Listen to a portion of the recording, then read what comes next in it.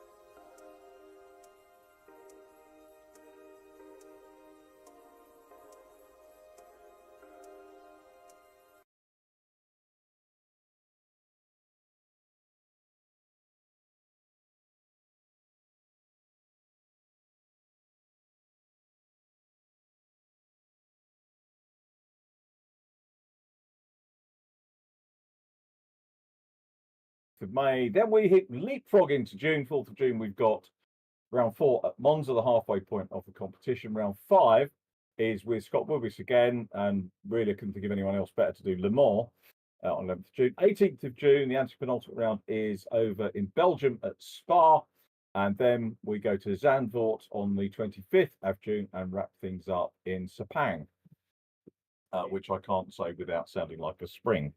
Sepang. So there we go. That's the schedule for the 8 weeks. And just prior to Sepang, we're starting our next one. So we've got 2 nights on the bounce that week because we've got our mini championship due to start that week as well, which is doing very well in terms of the entries we've got. Also doing very well is this, which Rich is going to tell you about. Yeah. Hello, everybody. So, yeah, we're doing something slightly different. I've got a storage cupboard here that had a few bits and bobs inside it that I was looking to find some space for. So we've got some really good prizes that I managed to find deep in my storage cupboard, but we're going to do it slightly differently. Normally what we do with prizes, if we have them, we obviously have the usual, prizes for first, second, third, and some maybe driver of the round prizes as well. We're going to do it a little bit differently. We're basically having a prize draw at the end of the championship, where drivers will earn tickets for that prize draw depending on the number of points they score within the championship. And also, conversely, they could have tickets taken away from them for any judiciaries that are ruled against them as well. So it's slightly different. I think the best part about it is it allows us to give everybody that's competing the opportunity to win a prize, or win one of those prizes that you can see there. Obviously, the higher up the championship you get, the more tickets you get. So obviously, the higher your probability of winning something. But it's still open to everyone. So something slightly different, and yeah, hopefully it works okay. I think it's a great idea. I think one of the drivers that was due to race this evening needs a headset. Well, he wants a VR one, doesn't he? Yeah, that's right. So these are the runners and riders. A couple of drivers not with us tonight, but we've got a really good, strong entry, which is great. We've got a lot of regular drivers. I was looking through the stats this afternoon, and amazing how many winning drivers we've got in this lineup, and all sorts of different machinery as well. Slightly different race format, which we'll go into as we go along. But welcome one and all. I've got to learn the liveries. I haven't had a chance to. I did have a look at video, but how much of it's gone in my head, I don't know. Probably not actually that much. But a great mix of Ferrari, Porsche, Honda, Audi, and the Mustang, and in support of Race Against Dementia, Rich. Yeah, absolutely. So the one thing that we're quite passionate about at VRRC is giving back where and when we can. You know, we have been partnered up previously with the Lions Barber Collective, which is a men's mental health charity. But those guys have decided to go on and do other things. The charity's actually closed down on that side. So we were looking for a different charity for us to be able to support. And this is quite close to my heart. My dad suffered from dementia for many years, and he sadly passed away at the beginning of this year. So it felt only right that we looked at trying to support something with regards to dementia. And one of the charities that's out there is Race Against Dementia, which is a global charity founded by Sir Jackie Stewart, OBE, after his wife Helen was diagnosed with frontotemporal dementia. And it's been inspired by his years in Formula One. Race Against Dementia brings speed, precision, and innovation to elite motorsport to fight against dementia. And their mission is to accelerate the search for preventions, diagnosis, and cures for dementia by funding and mentoring the most early career scientists worldwide. So it's a really good charity for us to support. We're going to be doing that now going forward. We're carrying their logo in our broadcast and on our cars. And also, we are in discussion with them to bring in the autumn of this year a full charity championship in aid of Race Against Dementia. So we're really looking forward to that. But it's a great cause, and I'd actively encourage anybody to go and have a look at their website and support them if they can. And what we're going to do next, we're just going to show you a quick video with regards to Race Against Dementia.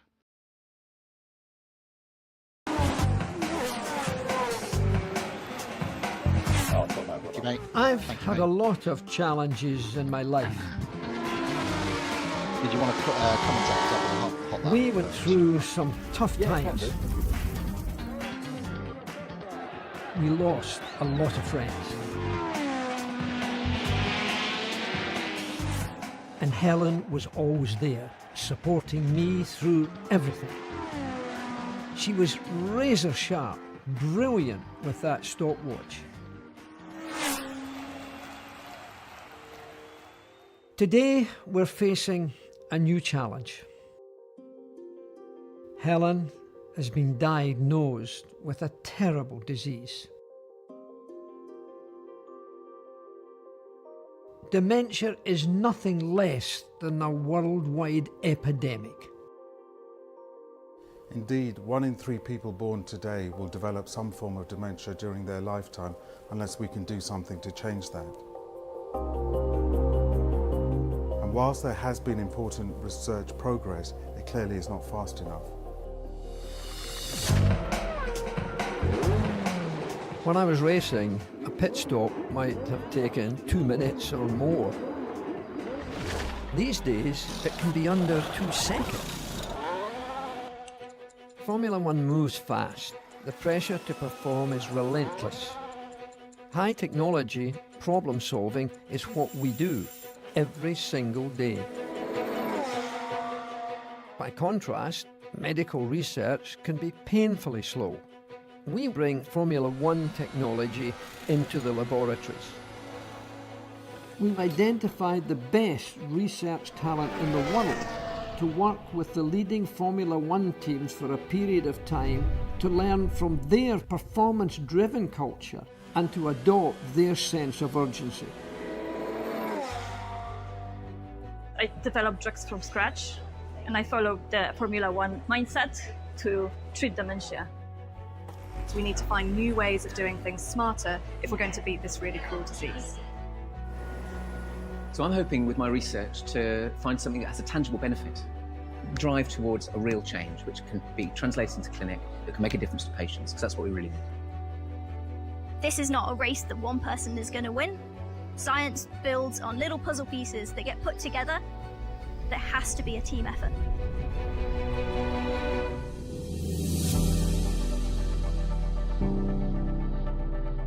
I'm working to beat dementia faster. I'm working to beat dementia faster. I'm working to beat dementia faster. Let's beat dementia together.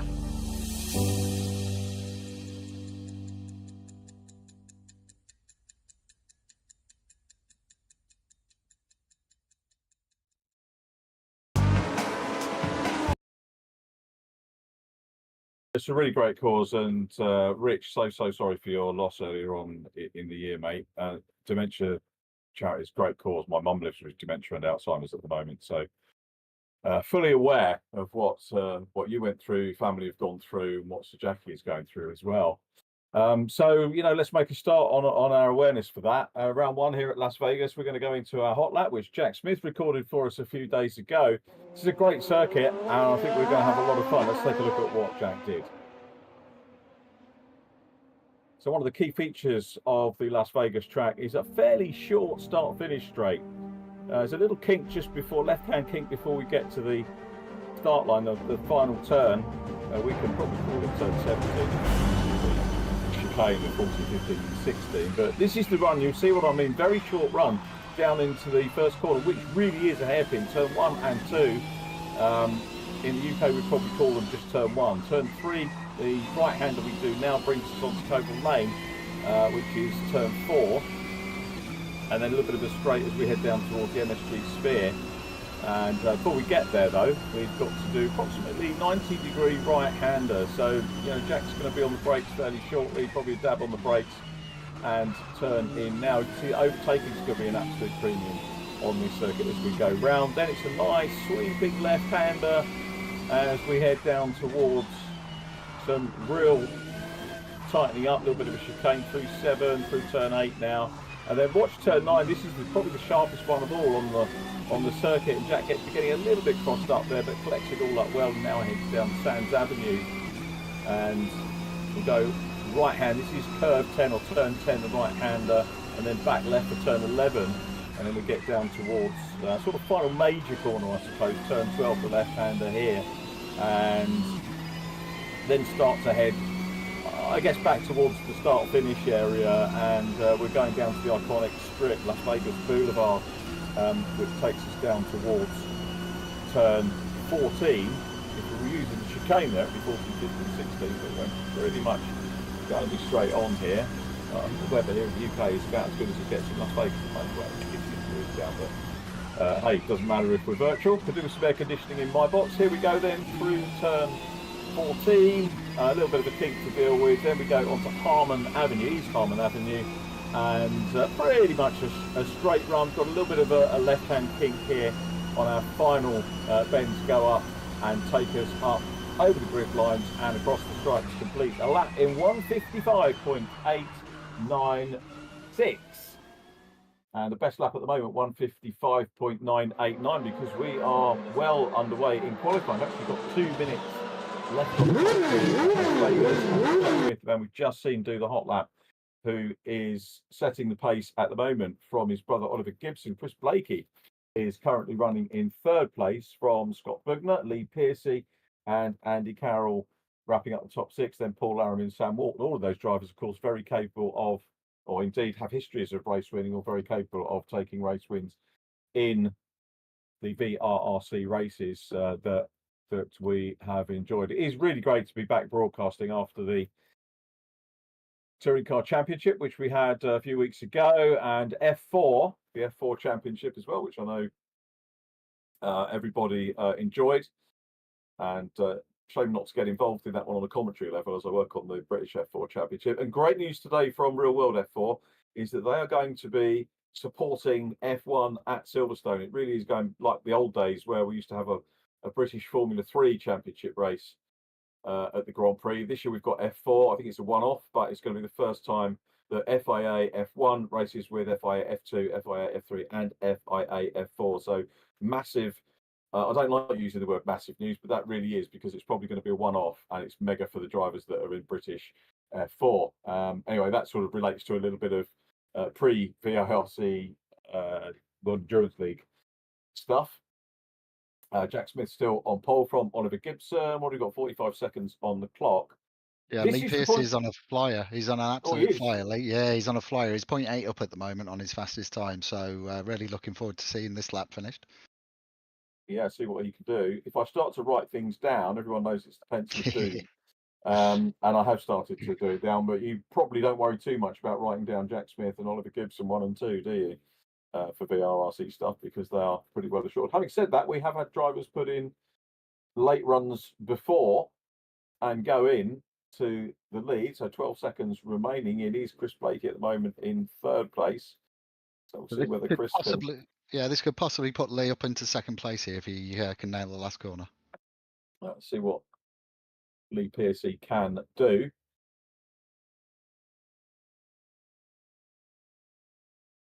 I'm pretty sure when I first got my iPad, this was one of the circuits that I was messing around on a bit of gaming myself. I've not taken the plunge at this kind of level with the proper setup or anything, but I do vaguely remember having a hack around this track. That puts Lee up into 3rd. Look at that, Lee Pearcey. That was the pencil of doom for Chris Blakey. So Lee Pearcey. Is Chris still on a lap though? Does he have a chance of? He's down. He's quite significantly down, so I think he's not on a flyer. That's pretty much starts. So Lee Pearcey will do 3rd, Chris 4th, and Scott Bugner in 5th position, which is good. So that is our qualifying done. Let's just run down the rest of the times as we go through. Andy Carroll 6th from Paul Laramie. Thomas Potter, welcome back to VRRC. Thomas Potter. Sam Walton 9th from John Jones. Then Alex Walker. Christian Gillian next up from Seapot. Catherine Potter. Good to see Catherine here as well. And then no times for Rich. Did we get Thomas Yates? Is he He's a camera car. Camera car. Oh, of course, yeah. There we go. Falls in. Couple of drivers away. We'll talk about once we get into the racing proper. But before we have the interviews, a word from one of our very esteemed sponsors.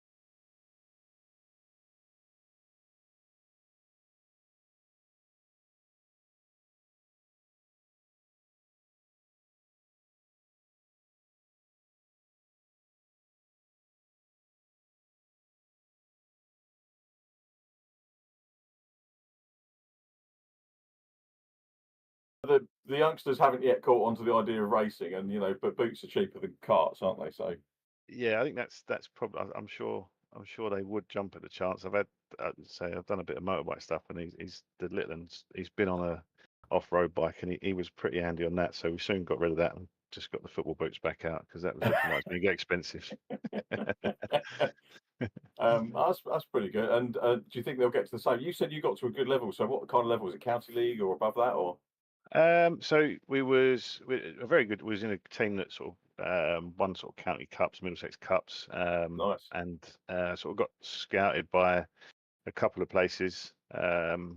I had trials at Norwich and West Ham, but at the time my Wow. heart wasn't in it. I just wanted to go racing. So it was you're at that age. I was like, little did I know, the might have been easier to earn some money at the football than the racing, but You could have been yo-yoing with Norwich, couldn't you?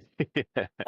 But yeah, so yeah, the passion, the heart was always in the racing. So Yeah, it's great that you got that interest, and yeah, just I think it gives us a picture of what a good sports person you are. Because if you're across more than one sport, that says a great deal. Good luck to the youngsters as well. So really, really well done. Well done on third place. Will you, tactics wise? Obviously, we've got a stop. What will your stop be? Have you decided, or do you want to tell us, or do you want to keep stum?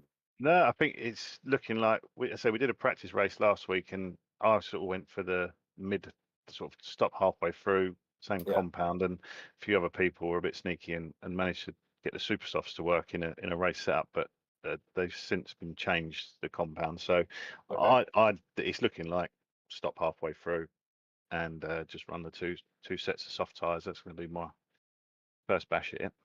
Nice one. Well, Lee, well done on third place. Nice to catch up with you again. Great to be You back too. Thank you. broadcasting and chatting to you guys, and good luck for the race. Thank you very much. Cheers. That was Lee Piercy, takes third position on the grid for our opening race. And it's a full reverse for race 2, by the way, just to let you know the format that's coming up. And second position, let's have a word with Oliver Gibson. Oliver, how are you doing? I'm doing good. How are you? Yeah, very good. Thank you. Welcome back. It's lovely to be back broadcasting, isn't it? And so what have you been up to since we last spoke? Well, not much. It's A-level period, so we're sort of busy with that. And then I did the last championship that wasn't broadcasted, so relatively busy, yeah. Found just enough time to practice for this. So, yeah, just happy to be back racing and it being live streamed as well. When did the exams run up to? So I had my first one on Monday, and then my last one is the 12th of June. So it's not too bad. It's only like I've got 9 exams, so it's spread across like 5 weeks. So it's it's pretty chill, to be fair, compared to GCSE, which is like 19 across however many weeks. So it's pretty nice. It's funny talking to. Obviously, you get to talk to a lot of young people, right? The average age of racing in the real world is going down, so you tend to talk to a lot of younger people that are going through exams and stuff like that. And it really is interesting that some drivers like to, or some parents probably force the youngsters to not race. Or we can't do that round because we've got exams. We can't do this because we've got exams. I know some formulas try and put their real race calendars around exams, but equally, I know a lot of parents that say, well, actually, the student should get a bit of time off and go and enjoy a race, whether it's on the sim or at the track, because that will probably be their career anyway going forward. And you obviously get a little bit of a chance to come and do this as well. Yeah, it's just I just like racing. It just sort of takes your mind off things and makes you annoyed at other things. So yeah, it's just like a nice chill thing and just a hobby to do. Because otherwise, I'd be sat around doing nothing. So I should say I'd be sat around revising, is what I should say. But yeah, no, it's just a thing to do, and yeah, just takes your mind off things, and then yeah, I just enjoy it. So I try and do it when I can. Okay, so qualifying P2, happy with the lap? Was there anything you could have done better? Were you sort of hindered as we heard Lee was as well? I could have gone 1 millisecond quicker. That'd been nice. Oh, I didn't realize how close it was. I knew Jack did a 55.9. I was like, and I set my 55.9. I was like, oh, I wonder if it's close. And then I check it. I was like, it has to be a joke because 1 millisecond. Oh, no, but it was a good lap. I haven't been anywhere near that really for the whole of practice, so I don't really know where that's come from. Yeah. I mean, the middle sector felt awful, but it must have been all right. So I'm happy with that. Just I wish it could have been a little bit more, but I think Jack will have the pace anyway, so he'll probably just walk away from me in this one anyway. We will see. Well, congratulations on P2. I'm going to flick over. Sorry, it's a bit quick, but we're going to have a quick word with Jack. Well done on P2. So that's Oliver Gibson in P2. And Jack Smith takes pole. Just under 2 minutes for the race to go, looking at the clock. So, Jack, very well done. And, you did the hot lap for us. So, plenty of practice going into it. You must be pretty confident starting from pole. Yeah, but this it's one of them tracks, and it's such a tight street circuit, and there's walls jutting out of everywhere, so anything can happen. I think my quality lab, I even tapped a wall, so yeah, you're not safe for sure, but yeah, it's just gonna be one of them. You've got to take your time, try not to rush things, and yeah, we'll see where we end up. That's good. And strategy-wise, I mean, Lee was saying he's probably going to go halfway and stay on the same tyres. Are going to be much the same for yourself? More or less, yeah. I think it's a safe bet to do that, to be honest. So I'm probably going to be doing that myself, and I'm pretty sure I'm going to be doing the same strategy as Lee as well, unless he was bluffing. But we'll find out. So yeah, we never know. We never know. No. Are you down for the whole championship, by the way? Yeah, I think we'll be missing maybe 1 or 2 rounds at the end, but I'm hoping to do as many as I can in this one. So yeah, you'll see. Hopefully, you'll be seeing a lot of me and Ollie. Okay, that will be good, and possibly on the podium a little bit later on. I've only got 40 seconds to go, so I've got to let you go and get ready for the race and say, well done, Jack Smith, on getting our first pole position of the season. So that's our top 3 runners: Jack Smith, Oliver Gibson, and Lee Pearce. Remember, Chris Blakey was 4th, Scott Bugnes in 5th, and Ali Carroll wrapping up our top 6 for our opening race of the campaign at Las Vegas. It's going to be an exciting one, Rich Hayden, to get things underway. 2-race format, and we've got reverse qualifying grid for race 2, and each race has a mandatory stop where you can either refuel or change tyres. I'm guessing it's basically the same sort of time involved. Yeah, absolutely. So yeah, it's that they don't need to change the compound of the tyres in the pit stop, but they can change the compound, but they don't need to. It's not part of the rules, but they must either change the tyres or add fuel in the pit. So yeah, here we go. Anyway, the race is off. The race is on. So we are VRRC World Endurance League racing here at Las Vegas, and it's a cracking start by Jack Smith and Oliver Gibson, who get away with Lee Pearcey in 3rd place. So we're looking for a nice, settled start. We've got Christian Gillian at the moment in 13th. So decent start by all concerned. And it's going to take a few laps for all this to shake out. Half-hour race. Probably looking for stops to happen in the halfway point, as you heard from Lee Pearcey. You've got a few bits of contact popping up on the side of me iPad at the moment, which disappear. So we'll keep a handle on how things are going. And Rich has co-commentated today. Have you done the sort of the race simulation on this, and what was your approach to the strategy? Yeah, so we've got 3 tyre compounds. We've got the super soft, and the medium. The super softs are only good for 3 laps, and they fall off a cliff, so they're a quality tyre only. The soft tyres, you're probably going to get about 9 laps out of those, and I think we're looking at about 14 or 15 laps total for the race, maybe a few more. So personally, I would probably try. I haven't done a race run because I knew that I probably wouldn't be racing in this. We're actually possibly getting for an overtake here. Yeah, Chris Blakey having a look at Lee Pearcey. So let's see whether he can make the move. He's done it, so that's a good move. But having said that, Lee gets a lot more momentum coming. Oh, and very close there. Was again contact, waiting for it to ping up on the iPad to say that there might have been a clash. Yeah, there it is. Chris Blakey and Lee Pearcey with a little bit of contact. They carry on, though, not driving into each other and maintaining that. So really, probably say just a clash for position, as neither of them have gone off, but it's Lee Pearcey still in 3rd place. This is allowing Jack Smith and Oliver Gibson to start to get away down the road and make a little bit of a break. We'll see whether those two can maybe get involved. Talking about the soft tyres, we had, I think, Catherine Potter on the super soft tyre. Indeed it is, and so possibly Catherine going for a couple of quick laps and then maybe going for the change. We know how good the Potters are with race strategy, in terms of certainly Thomas Potter, very good at race strategy when we've seen him in the reverse grid races before and getting things exactly right, as Chris Blakey doesn't get things exactly right, clouts the wall but carries on, but will have picked up some damage there. That may well impede him. Yeah, it's pretty close, pretty tight at the moment, isn't it? Chris has definitely got the one thing about that port is, there's a reason why they call it the Widowmaker in real life because it's got a very heavy back end. So the guys are having to do quite a lot of setup on that car to make sure that it stays on the track. But it's definitely a handful on the limit. And do you have to stick with the same car once you've registered in this? You do over the course of indeed, the 8 yes, rounds? yes, yeah, you do indeed. So the guys had a quite a large amount of testing available where they could test all the cars on a track that I set up on a server. I gave them a deadline for choosing their car, so they've done a lot of laps in these cars. They know the cars, but they are stuck with that car now for the season. I don't think say stuck with, and that kind of was like in the. So is he stuck with the Porsche, or are we going to see the Porsche come into its own at other circuits? Well, the Porsche is really good on tight tracks, so I do imagine that that it will come into its own on some of the more twisty stuff.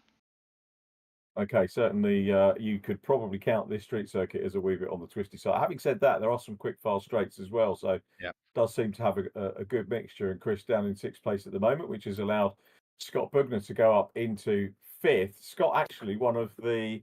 Now I've got stats because I'm an anorak and I've done some VRRC stats going back to I think 2 years, which is a lot of races actually because when we have 2 or 3 races per official event, and I think probably Scott comes in as P3 on the driver stats, possibly P2. He might have won a few more than Oliver Gibson actually. Yeah, Who is now leading this one, so he's got in front. Yeah, I'm just looking at the driver stats for the moment. So Scott Bugner is first in the driver stats with us at the moment, with Lee Piercy second, Andy Carroll third. Ollie and Jack have fallen down the rankings because obviously they missed previous championship. How far do they go back, those ones? Those recent ones? The driver rankings are rolling 12 months. Right. Okay. Yeah. So my ones have gone back, I think, to July, August 2023. Right.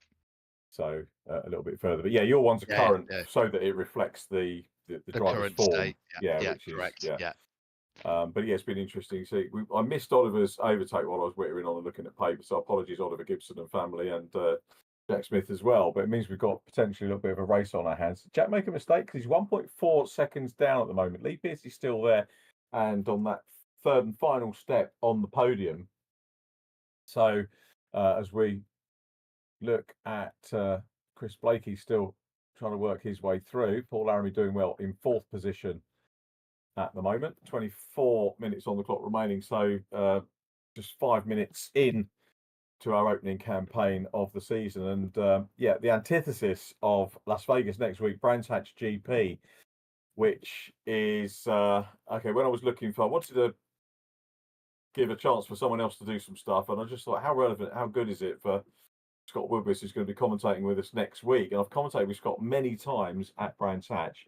I don't think we've commentated together on Brands Hatch GP, but I know he's really looking forward to commentating on such an iconic layout, which he knows well, being from that part of the world. So I will be listening in and to give my virtual support, as it were, to that as Paul Laramie goes through shot. There is Scott Bugner going through as well.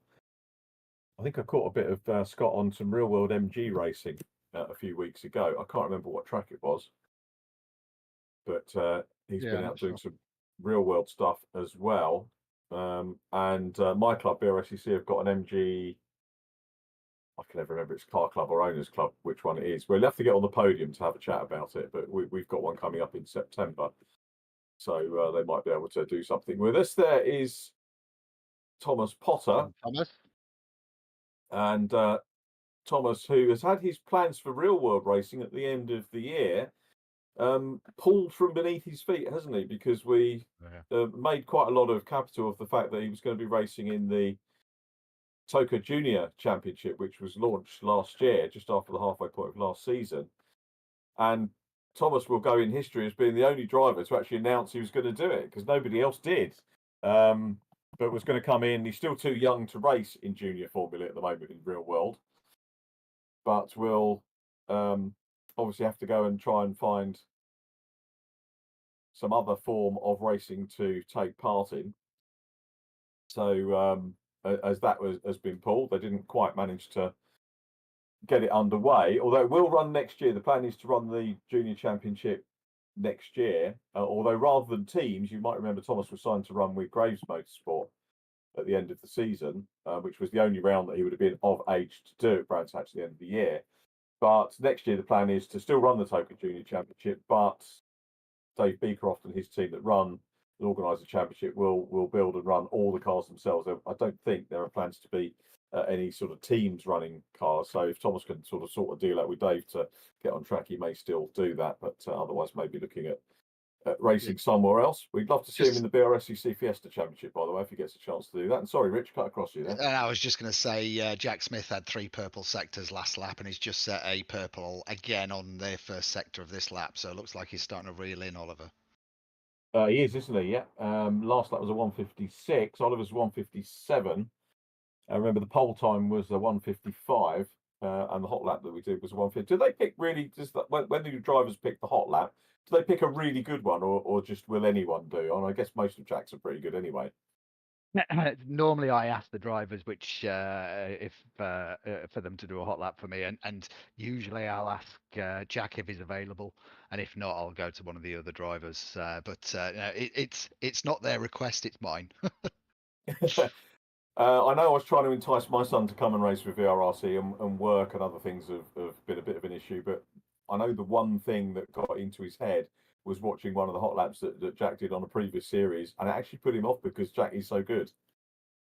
Yeah, you know, that's something that we've had in the past where we've had people saying they'd like to enter, but they just weren't confident that they were going to be quick enough. But we've got all skill levels. You know, we've got Jack and the guys at the front that you can see at the moment. But you know, we've got guys throughout the grid that are all different levels of skill. So no matter what your skill level, you'll find a race in one of our rounds here. If we get enough newcomers, we could maybe do a rookie prize. I'm happy to try and contribute to that if needs be. Yeah, that sounds good.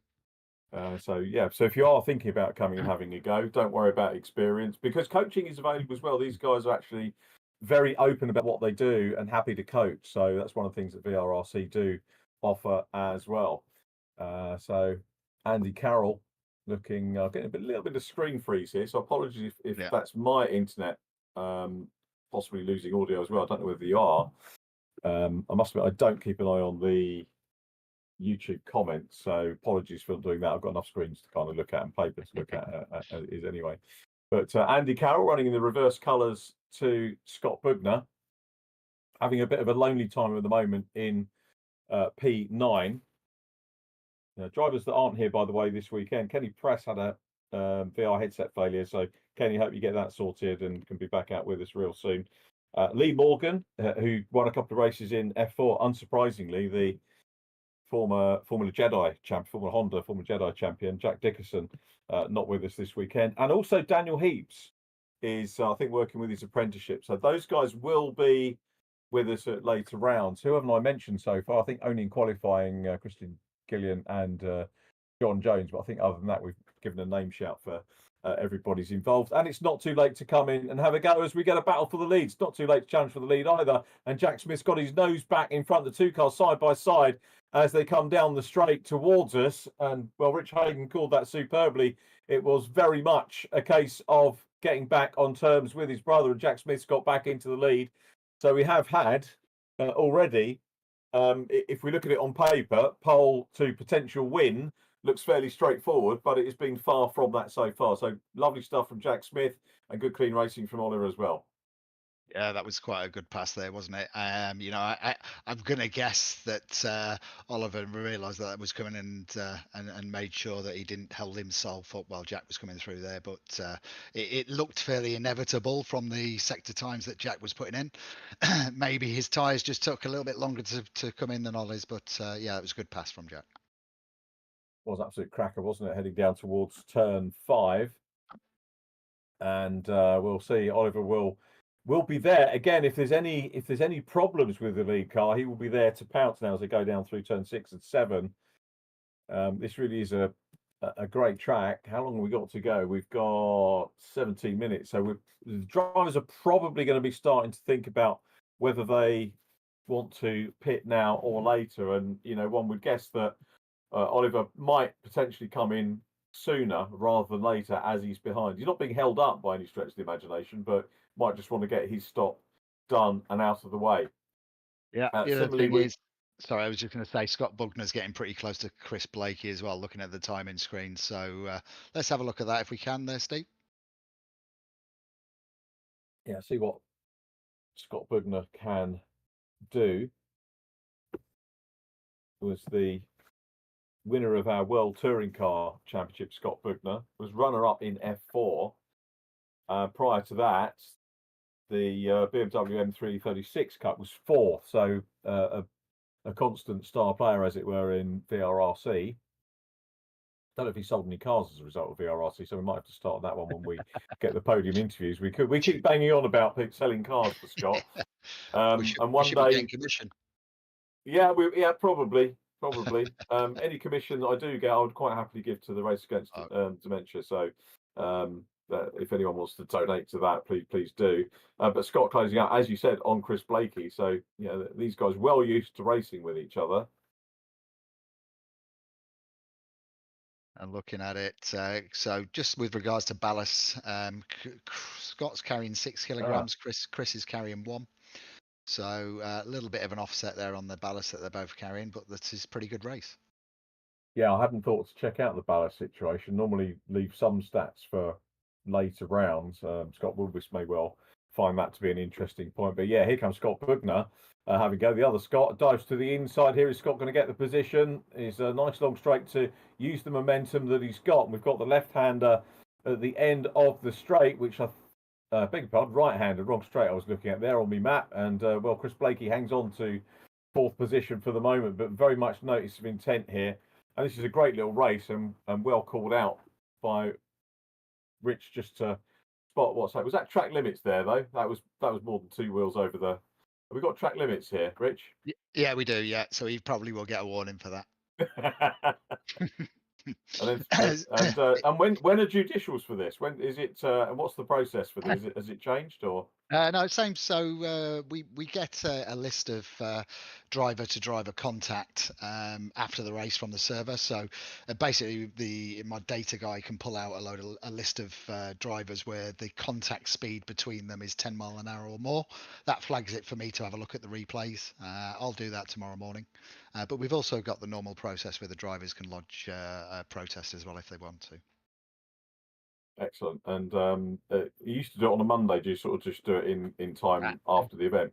Yeah, I do it. I do it on a Thursday morning and then post those. They're basically Clark penalties, so cannot be disputed.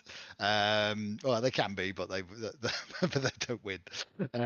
So it's like is it like the Brian Clough thing? We have a discussion and then decide I was right.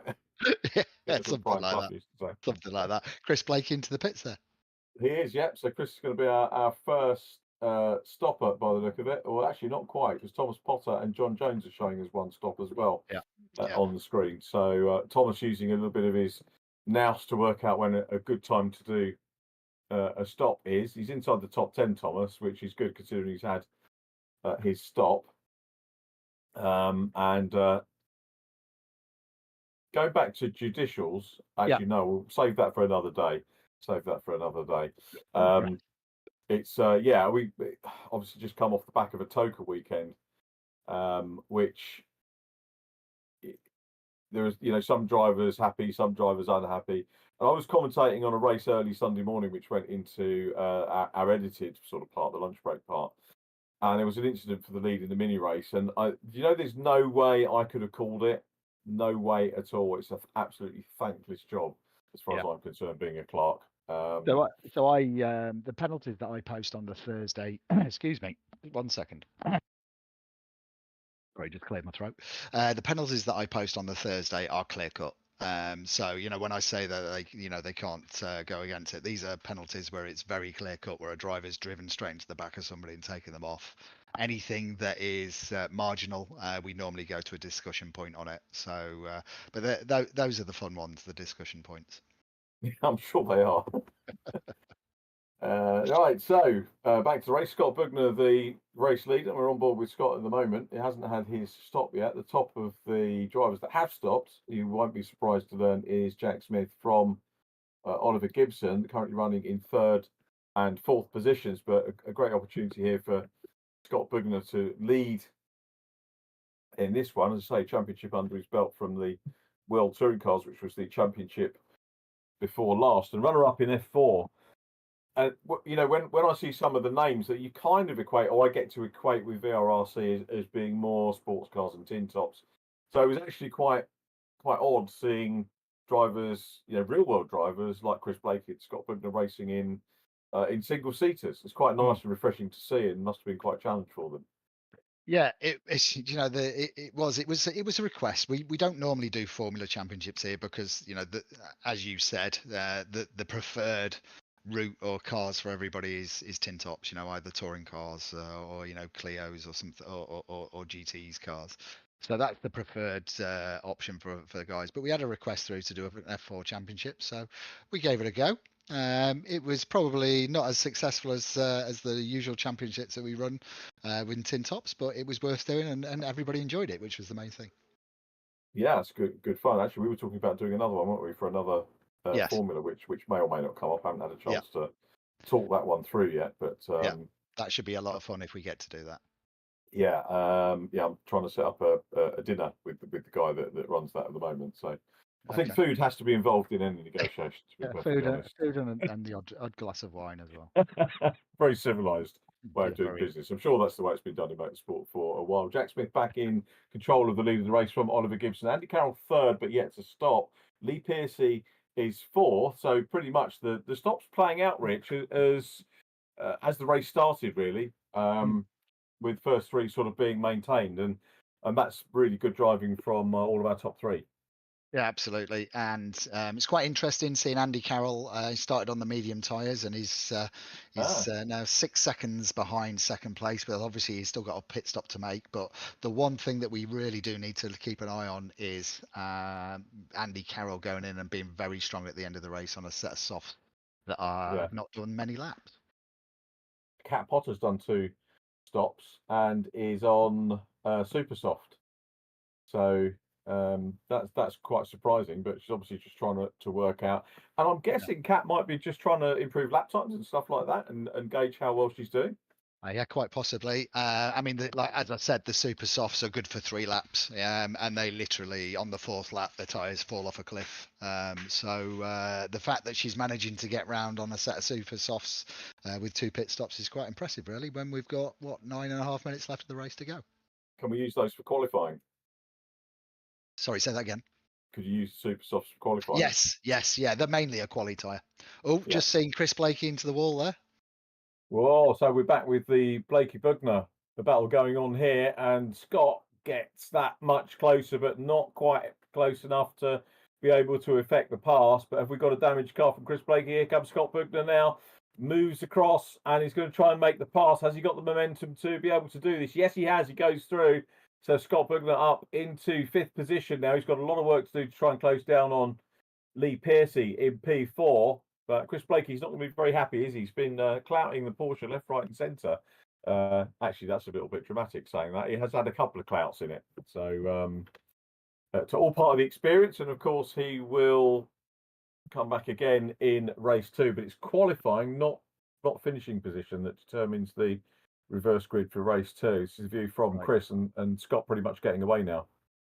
Yeah, I think Chris might need a mobile dents away visit from somebody on that car by the end of the race. He's got a few old dents in the side of that. Like you said, not massive impacts, but yeah, he's been kissing that wall a few times. It's a different discipline, isn't it? The street races, as opposed to having wide runoff areas. I know Brands Hatch isn't huge wide runoff, particularly as we see next week when you get off into the GP loop, which can bite big time. But there are bigger runoffs. And oh, hello, Lee Pearcey trying to throw away 4th position. So a little mistake, but to be fair to Lee, actually made quite a big lead for himself over the battlers in that early part of the race, and also effecting obviously a decent stop to come back out in 4th position. So remains in 4th at the moment. But that will fire up Scott Bugner because he can now see him. There's the gap. So Lee Pearcey turns in now. Scott turns in now. So this is a lot closer, and he's potentially with Andy Carroll still due to stop. This is potentially a scrap developing for the last podium place here. Yeah, and it looks like Chris Blake is in the pits again. Right, okay. Maybe he had a bit more damage than we thought. Okay, let's hope that he can get back out and get some more laps in. It'll be interesting to see what he can do for race 2. But still Jack Smith and Oliver Gibson out front. Jack set in a purple sector 1 on this lap. Yeah, the only driver going purple at the moment. So yeah, concentration absolutely incredible, isn't it, from these drivers? And Jack and Oliver looking to add another 1-2. I think they're probably the most 1-2s in the stats that I looked at as well this afternoon over recent times in VRRC. And you know what? If these guys being good puts you off, then it really shouldn't, because your target is to improve and get closer to them and ultimately to beat them, and you get that chance in like the reverse grid racing that the club will organise. And Scott Bugler, well, I'll tell you what, they're all having their moments, aren't they? This is just going to prove how testing the cars and the track are, and this is good news for Lee Pearcey there, who'd had his moment, and now, what goes around comes around. It does seem to happen to everybody. So Bugler's still down in 5th position. The one thing that you're going to get on this track, there's a few braking zones that are mid-corner. So as the tyres wear, and if they're not adjusting their brake balance forward as the tyres wear, you're going to start to get a lot of that back end coming out that you saw there from Scott. Yeah, we're seeing a fair bit of that. So through goes, we'll get Paul Laramie going through. Thomas Potter up to 6 now. So Thomas again, some great driving. I think probably some decent strategy as well on the soft tyre. Alex Walker's on the medium now. John Jones on the medium. Jack Smith still there from Oliver Gibson. Lee Pearcey now in 3rd position. Andy Carroll down in 6. And this is the view from Andy's still yet to stop. He has, hasn't he? So did he have a spin as well? Oh, I believe that's his stop. And that was him we just saw coming out the pits. Right, okay, so that's stop done. So everybody now done as far as stops go. 4 minutes 57 remaining, so we can take stock of who is where. Smith and Gibson out front. Lee Pearcey 3rd from Scott Bugner, who's 4 seconds down after his moment. So both 3rd and 4th have had moments. And Thomas Potter here has come through really well, Rich, up into 5th place. This is good stuff from Thomas, probably or possibly the most improved driver on the race.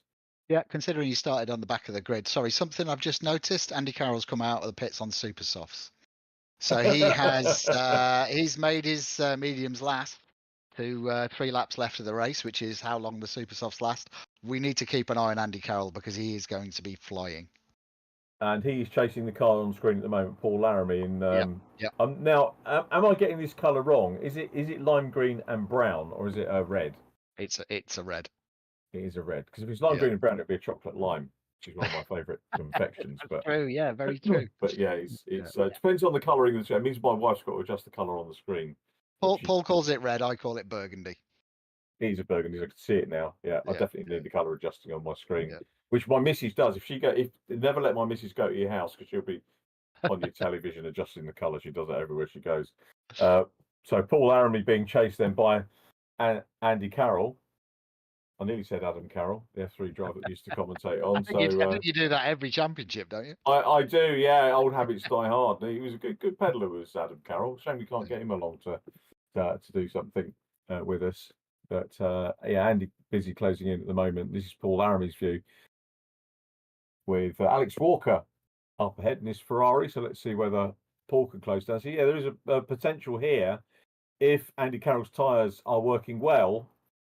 To pass Paul Laramie and Alex Walker, but these guys have got the advantage of track position and being ahead. Yeah, that's true. Look, we've got 3 minutes left, so we're looking at 2 more laps. So that's well within the window of the. I mean, look at the gap actually now to Paul. Andy's really closing that in. Yeah, so it'll be interesting to see whether he thinks the strategies work. Closing up big time there. Look at that, great shot, lovely bit of direction there. To watch that closing up, and of course we've got the battle as well. So of course, he's going to be mindful of the two cars in front are now battling as well.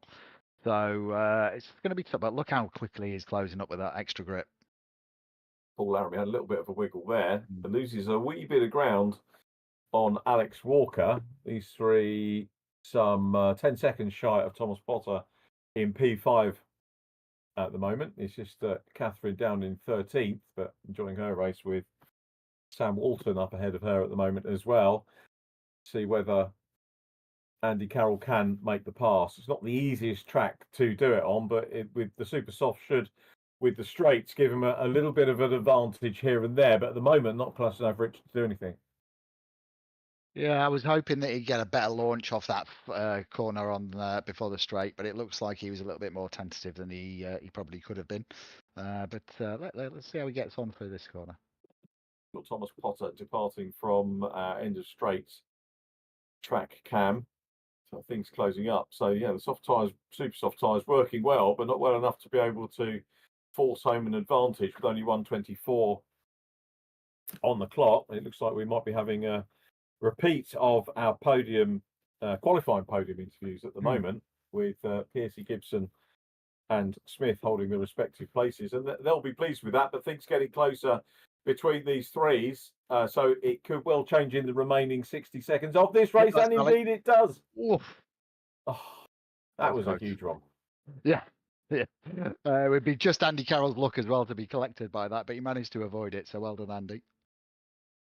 Yep, that was handy, wasn't it? So one position up, Paul Laramie still ahead, and it makes the job potentially easy with 45 seconds on the clock with just the one car to worry about now. But I suppose in some ways it makes Paul Laramie's job that much easier as well, because he hasn't got a car in front to attack. He can just get on with the job of looking at the open circuit and maybe the occasional glance in his mirrors at Andy Carroll, who is behind him. And closing up. So I think right to stay with this at the moment. 21 seconds remaining. Jack Smith still leading from Oliver Gibson, Lee Piercy, Scott Bugner and Thomas Potter running well too. Is Jack going to make it over the line? I think we might have a finish of the race here. We maybe want to go to Jack Smith to see how actually this is getting quite exciting. Is he going to make it or not?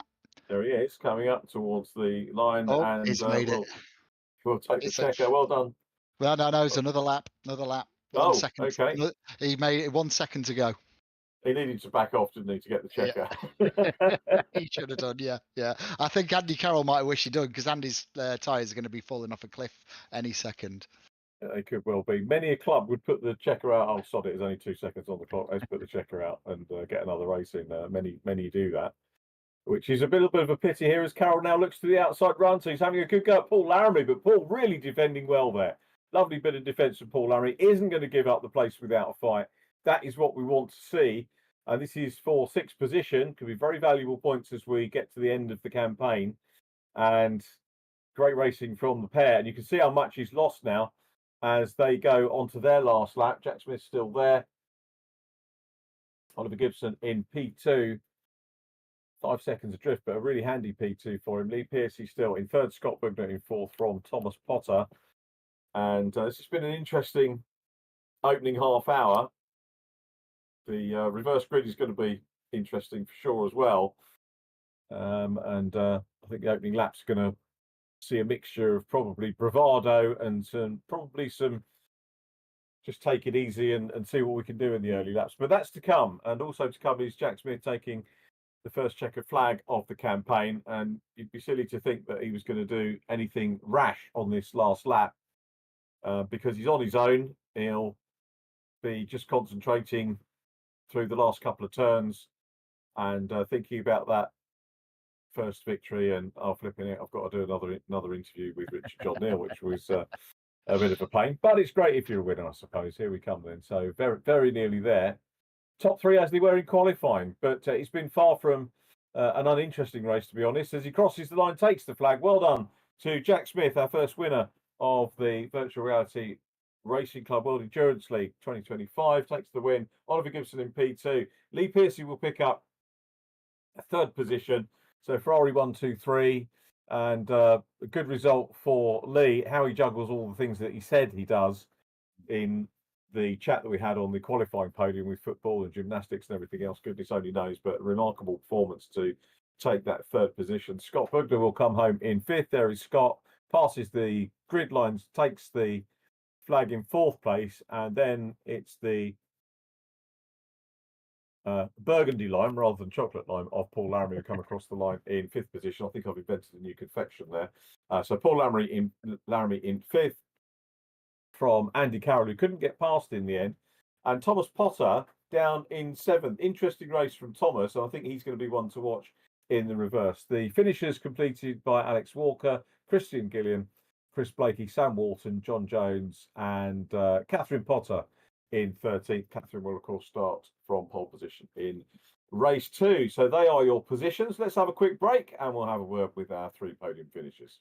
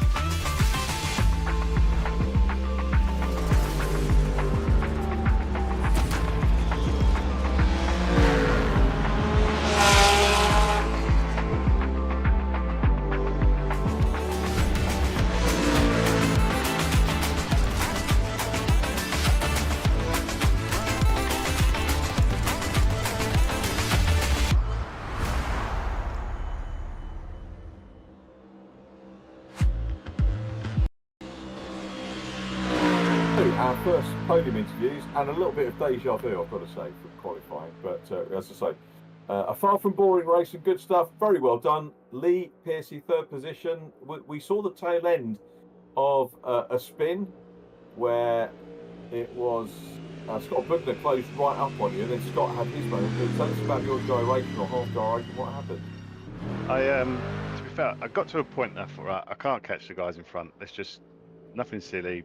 Bring it home, and then I think Andy Carroll's in front of me, and I noticed him on the mediums. And I was like, oh, has he already pitted? What strategy has he gone for? And so then I started pushing again, and then got the slipstream on him, and I come into that sort of second to last corner so much faster than normal because of the slipstream, and I hit the brakes, and just to avoid actually hitting Andy, I just went straight on and then just spun it around, and then obviously trying to look up the track to make sure no one else was coming, and it's.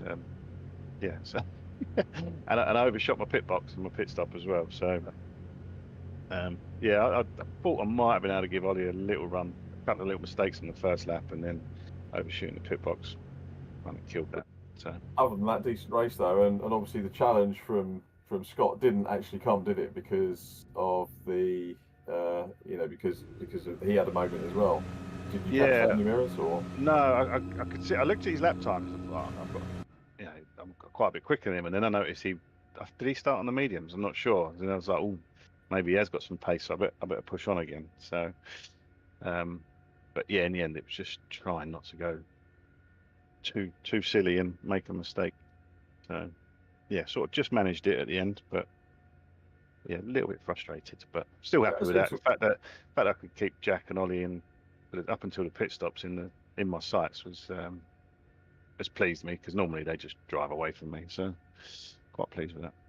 Very good. And how are you on traffic for race 2? For from working your way through from second to last on the grid.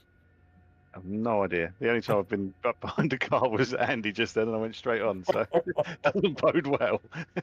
It doesn't, but actually, do you know what? It's interesting you describing how the slipstream works and how that caught you and just how real these esports are now.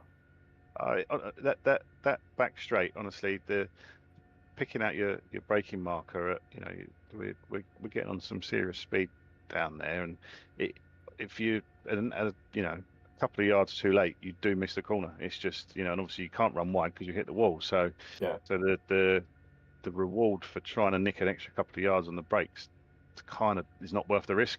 So it's especially in a race situation. Sorry, I was just going to say you're hitting 176 odd mile an hour at the end of that straight, aren't you? So yeah, you're absolutely right. It's another yard and you're in the wall. Exactly, yeah. So I was kind of just braking a yard earlier than I would normally, just yeah, race one. Let's get through it, and we did just about. Excellent, nice one. Well done. Great to get Yep. 2 chats with you, Lee, on our first one of the new season. Well done, Lee Pearce in 3rd place. So 2nd position goes to Oliver Gibson. And again, you know, we're mirroring what happened in qualifying. Oliver had the lead for a little bit there. We didn't see what happened to Jack, so maybe you could tell us a little bit about how you got into the lead. So, yeah, so basically it was, I don't know what turn it is, but it's the corner before the straight going down the strip. I don't know if there is a bit on the right. If you go too far over the white line, it's like ice basically. So I don't know if Jack's hit that or if he's just broke too low. It was quite early on in the race, wasn't it? So it might just be tyres. But I didn't see it really. I thought he was going to make the corner for ages, and then saw he went wide. I was like, oh, gave it a bootful and had to try and swing it around him. But yeah, I was in the lead for a little bit, and then he's on one of those charges, and I was like, what am I supposed to do? And then I went a bit wide as well into before the straight, and through he went. But apart from that, it was a decent race. Just a few wall taps. Need to get rid of those. One decent one, and that's about it really for my race. It's the advantage, I suppose, of esports, isn't it? The little taps against the wall aren't costing you anything. Only a bit of time, but that's all. It's not money, is it? No, that's a good point. They were. I think I counted 4 taps. 3 of them were like nothing, barely anything happened. One was like pretty decent. So I think it would have cost me a little bit. But yeah, just not. Hopefully, I won't do any of that. And obviously, we've got all these cars in front of us, so hopefully, I won't be hitting any of those either, because that would be way more costly in real life. Did you both pit at the same time? I think all 3 of us did. Yeah, I think we all 3 came in at the same time, and then I don't know what happens. Jack's just a demon in pit stops, I think, because I came in, must have been 2 seconds behind him, and he was 3 or 4 seconds up the road when we came out. So I was like, oh well, but yeah, I think we all pitted at the same time. Okay, that's good stuff. Well, anyway, well done on P2, Ollie, and we will possibly, depending on how things go with the reverse grid race, catch up with you a little bit later on. So that's Oliver Gibson, who takes 2nd position. Well done. Cheers. And that brings us on to our winner, Jack Smith. Many congratulations, Jack. What did happen when you lost the lead? Technical, the screen freeze going for that left-hander. So oh no. Yeah, it's just one of them. I went into the corner and my screen just stopped, and I was like, oh, I don't know what's going on. So I just sort of hit the brakes and I rejoined, and I was like facing a wall. So I was like, oh, that's not good. But yeah, it's one of them, isn't it? It happens in motorsport in real life, so why not in the sim as well? So yeah, but we made a good comeback and managed to pass Ollie. Had a really nice pit stop, and yeah, it was a fairly straightforward race. Like Ollie had a few taps. It's quite inevitable, I think, around here. You can have a little scrape against the wall, but yeah, it's not too bad. That's good. And what's the secret of a good stop? I mean, you know, Oliver was saying, like, you know, you did a demon stop. So what is it that you do? So, for example, that might be better than his or better than Lee Pearce's stop if it was. Wait, there's loads in a pit stop that you have to nail, and every little bit in a pit stop, because you're going so slowly, you can actually add up to a lot of time. So, you know, just the entry into the pit into the pit lane, if you can nail that and get it get down to the speed limit as quick as you possibly can. There's a few attempts there. There's a few attempts in stopping in the pit box. Like I broke us super late and I was hard on the brakes stopping into my box. So I didn't waste any time there. And then coming out, I had a good start and I kept it really tight on exit as well. So there's loads of times, not just in what the crew, you know, do. I know it's a set time limit in this, but yeah, there's loads of other bits that I don't know, maybe added up to it, but 3 seconds was a lot at the exit. I did think I'd gained a lot in the pit stop, so I'm not really sure what happened, to be honest. I just sort of focused on my own pit stops, but yeah, it's just one of them. Obviously, you practice the driving we see over the course of the week. If anyone comes into the server, they'll have a look and see the drivers are practicing. And I know you guys will be straight on to Brands Hatch GP after this is done. So laps are one thing, but how many times do you practice the stops before a meeting? Honestly, not too much. I think I did about 2 or 3 practice stops, just coming into the pit lane and getting used to that. Yeah. But we've done so many in the past that I think it's just sort of second nature, you know, because you're doing the same sort of speed. It's not like high speed coming into a pit box. So yeah, it's fairly clean cut. So yeah, it's not too bad. very quickly, how do you feel about the reverse grid starting at the back? We'll have to see. It's the first bit of racing really, apart from me racing Ollie. So we'll see how that goes. But yeah, quick shout out to everyone at the Hop Cabin, my girlfriend, everyone else, Dave, everyone from Simon Ford Motor Service and Sherburn Rubber MOT Centre. I know they're all watching, so yeah. Brilliant, spoken like a proper driver there, which indeed you are, Hop Cabin. Forgotten about them. That's good to hear that. Jack Smith, congratulations on the win. We'll let you get ready for race 2, and good luck for that, and possibly see you on the podium. No worries. And happy birthday, Ollie. It's his birthday this weekend, so happy birthday, Ollie. Have a good one. So we're looking forward to race 2 now, the reverse grid race. So this was the qualifying times reverse. Catherine Potter will start on pole position with Christian Gillian alongside, and then row 2, Alex Walker with John Jones next up from Sam Walton. Thomas Potter, P6. So that's interesting, Thomas being that far up. A good race in race 1. Paul Laramie 7th, and the 4th row completed by Andy Carroll and Scott Bergman. But we're underway already here at Las Vegas for our second race. Catherine Potter gets it away very well indeed. So, a change of lead a little bit. I think that's Catherine going into the wall, drop down, and we did say there might be some shenanigans on lap number 1, and indeed that is what's happening. We've got Paul Laramie in second, and very good start by Paul Laramie, then goes third, with already Jack Smith up into the lead group as we get a couple of cars hitting the wall, and we'll hopefully get back out. But Paul Laramie now takes over in lead position, so it's a very early sort out there, Rich. Catherine Potter finds herself at the back, and maybe a little bit of nerves on the full reverse as we start with the second race. Yeah, there's a little bit of contact there going between a few of the drivers, so we expect it to be some potential. Looks quite close. Slipstreaming coming down that back straight by the looks of it. I mean, how has it fallen for Jack Smith to get up into P2 in this very early stage? We were talking about some other drivers in the real world that are able to do that. Aidan Hills is one of them in the Mazda Super Cup, double Mazda Super Cup.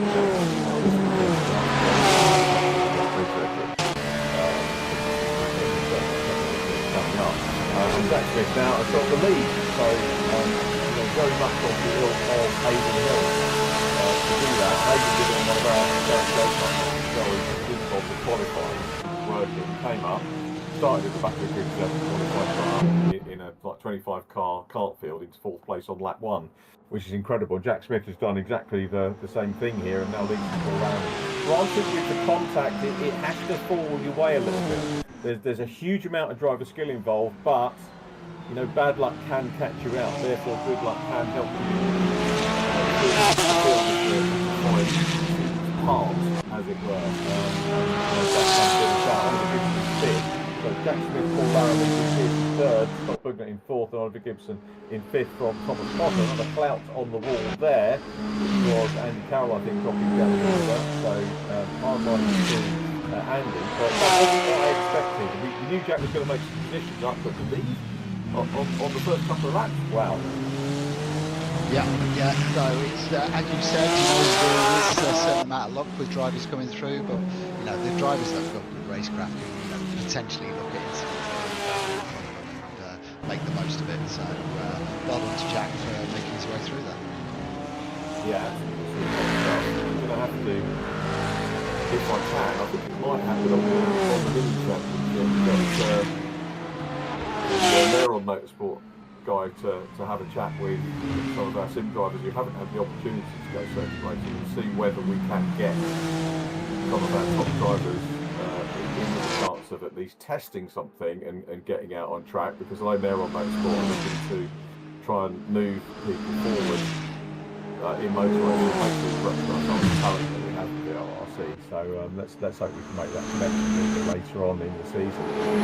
So Jack out front, 2 seconds clear now of Lee Pearcey, with Scott Bugner up into 3rd, Oliver Gibson now 4th. So Oliver probably one to watch as the early stages of the race continue to develop, and he's going to want to get on terms with his brother as much as he can. But he's got a fair amount of work to do. Obviously done a slightly Maybe he was a little bit less lucky the way the traffic fell, but to go from second last up into fourth place, no mean achievement for him. Thomas Potter running well in fifth. Christian Gilliam holding on well in sixth place, so that's good stuff from Christian in sixth. Sam Walton seventh. John Jones next up from Chris Blakey, then Alex Walker, Paul Aramey, Andy Carroll, Catherine Potter still going at the back, but getting some good laps under her belt for sure. Let's have a quick look down. Catherine's on the soft tyre this time. Having a quick look down. John Jones on medium. He's probably the only. Andy Carroll's on medium as well. Yeah, I wonder if he's going to try the same strategy again and maybe go for the softs for the earlier start. Very, very possibly. So we're looking at Ollie Gibson now trying to close in, and we were looking at Ollie Chris Blakey about to affect the car, so nothing direction there from Steve picking up on a central move here. So Chris Blakey does manage to get ahead of John Jones, clout that he had earlier on, and he will be aiming to, at the moment, to get up into, I guess, aiming for the top six, and then see what you can do for there. It's bit quite good, really, is going to find yourself down towards the back of the race. But what an eventful first 5 minutes we've had in race 2, and I've got to say, yeah, really surprised with what's happened here. Yeah, I think I don't think Chris will be very happy with his position where he is at the moment. But knowing Chris, he's not going to stop trying to get himself further up the pack. But yeah, some really good racing so far. And then we're going to see Oliver Scott Buckner going down the main straight there. Hopefully they don't come to blows in the final corner. I'm sure these guys, yeah, they won't. Well, they know what they're doing as they go around turn 14 onto East Harmon Avenue and down towards the final turn with Jack Smith still leading. Lee Piercy in P2, so we'll see whether Lee can hold on from Oliver Gill. Are we going to get a repeat, a second repeat of the qualifying podium? Yeah, quite possibly. We can do. Yeah, quite possibly. Lee setting a purple middle sector there, and Oliver setting a purple middle sector. So we're all picking up speed. Of course, getting to race 2, if you've had a run, I guess that momentum can carry if you come through that opening chaos, and get the same sort of rhythm you had in number 1. And that's going to play well. Really, Jack Lee Piercy and probably Oliver Gibson have got that as well, and Scott Bugner and Thomas Potter having a good run.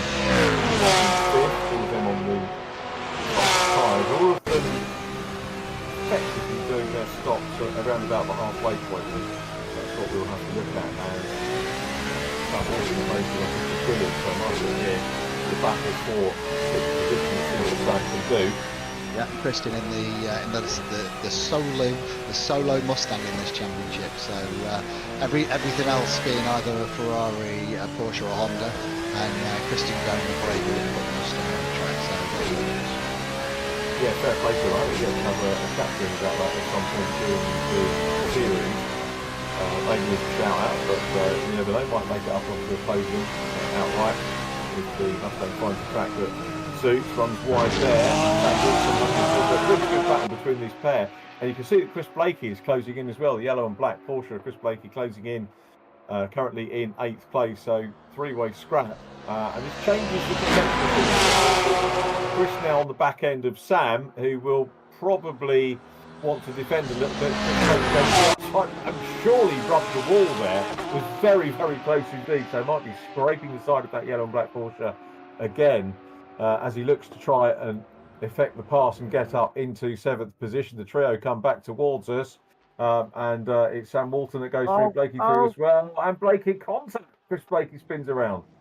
Yeah, I think that was a little bit inevitable. Sam made it through, but Chris was maybe a little bit ambitious with that dive down the inside. But there was just a small amount of contact, which is, with that Porsche, any contact on the rear end, and it's not going to be a good situation. So Sam Walton in his Porsche will carry on, and he's in 6th position on the spot his next target. Oliver Gibson trying to close up on Lee Piercy, and again you can see the gap is there. 1.4 seconds the timing tower tells us is the gap, so we'll see if we can remember that and get a handle on whether Oliver is going to be that much quicker to the 1:57.05 1:57.0 is his best lap. 1:57.1 for Lee Pearson. Last lap, a 57 for Oliver against a 58 for Lee Pearson. So Oliver Gibson is the quicker of the two drivers. Sector for Oliver there as well. Probably helps, doesn't it, having a target. I always find something silly racing like karting, particularly corporate karting. If you've got somebody in front you can focus on, it will both keep you on, and this is probably what the case is for Oliver. But Jack Smith is 4.5 seconds down the road at the moment, so looking very strong again, which is why we were having a look at this battle for third place. I'm just looking down the pit stops as well, and we're seeing Paul Laram has already made a pit stop. We've missed that. He's sat on the mediums at the moment, but maybe he had a jump start and he had to do a drive-through, but I didn't quite catch why he was in the pits.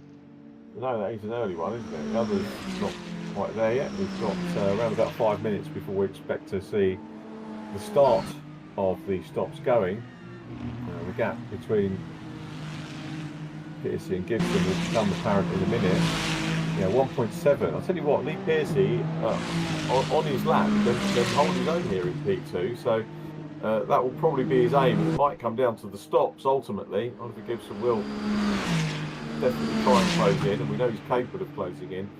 But good racing from Lee Piercy at the moment. Again, another regular front runner with us in VRRC. Jack Smith still out front with the 8. His best lap. Oliver Gibson's best lap 1:57. So Oliver is man on track at the moment. John Jones in 10th place, trying to close in on Chris Blakey. The battle scarred Chris Blakey trying to get on terms with Christian Gillian again. I'll tell you what, Blakey's recovered quite well here, Rich. Yeah, he has, yeah. I mean, he's still going to need chilling. He's doing all right. The one thing you say for Chris is he never gives up. He's a great racer. He is, and he'll have more people to race against next time when various work commitments and tech issues bring 3 or 4 more drivers into the championship for Scott Woodwiss VRRC debut. So yeah, I'm looking forward to hearing Scott. I think Scott's actually watching. He is indeed, yeah. Hello, Scott. Hope you're enjoying the broadcast. It seems to be going well so far. Oh! John Jones has a little moment. Glances the wall and all about the recovery now. Spins it around. That was neat. Actually, a good recovery. Yeah.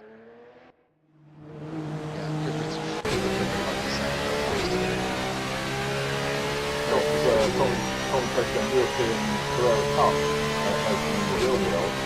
as well as being one of our leads on the British Racing Sports Car coverage, and he's worked for many years looking after the social media of that. I think having started on Downforce Radio. Yeah, I think so. I met him many years ago at Silverstone when he was on Downforce. Yeah, looking forward to having Scott have his debut with us next week. He's a good lad and well passionate about his racing, Scott Yard. He's passionate about sports cars and race, UK racing, or European and world racing. Absolutely encyclopedia of stuff, and always enjoy a good national battle. So enjoy the best of that. And for next week, he's riding with Thomas Potter, chasing Scott Bugner, and he is chasing Scott Bugner. I'm putting Scott under pressure here. So this is from one Scott to another, and Thomas Potter getting very close to the challenge. He's going to go for the switchback here. Is he going to be able to go through? He's got to work the outside line here. Very close indeed. This is really good stuff from Thomas Potter, isn't it? Really what we're used to seeing as well. Thomas, for me though, his on-track posture is more confident than ever, Rich, for me. Yeah, he's really starting to come through, really starting to mature as a racer, isn't he? So, a little bit of a wobble there. And to be closing in on Scott Bugner, who is a rapid driver, is really good for Tom. So, looking forward to seeing this pass when it comes. Yeah, let's see how these two pair off. As I said to Thomas, it would be nice to see him maybe have a crack at the scholarship this year with the VRRC if the Total Juniors doesn't happen. Or indeed the Ginetta one again. That would be good to see him have a go at that. Always good experience anyway. But Scott Bugner holding on at the moment. Real world MG driver, very successful MG as well. Not commentated on that for a while. more into pity. Bring up a little bit of MG racing, and the marking particularly is good. Now that Tom's going for bits. That's Scott coming into the pits. Scott going into bits, yeah, wrong way for me. Probably a good thing there. If you're under pressure, probably a good time to effect the stop and just get out of that. Get out of that and might slow you down a wee bit. Yeah, so that's Scott going from the softs and shoots to. Let's see if he maintains softs or goes on to the mediums.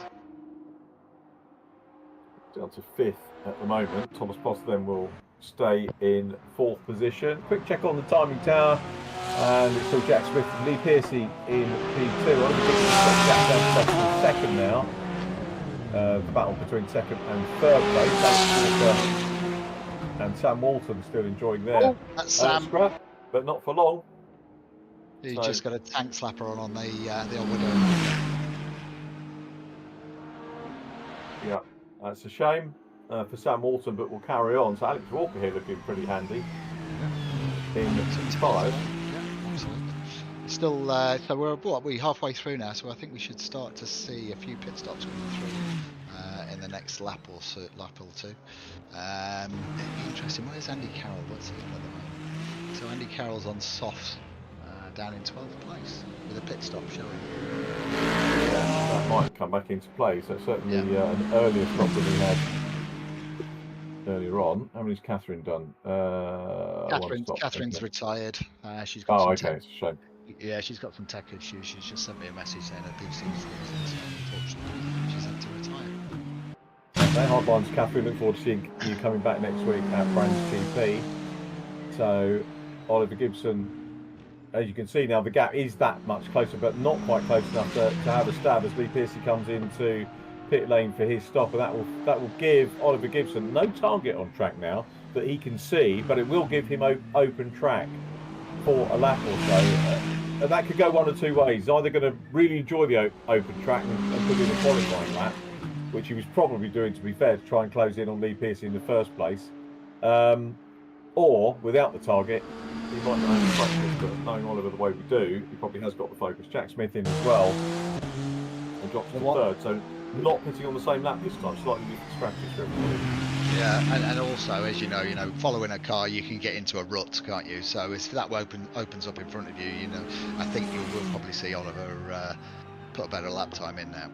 Maybe you're actually thinking about it, he probably will come in at the end of this lap, unless he's thinking of doing something a little bit different.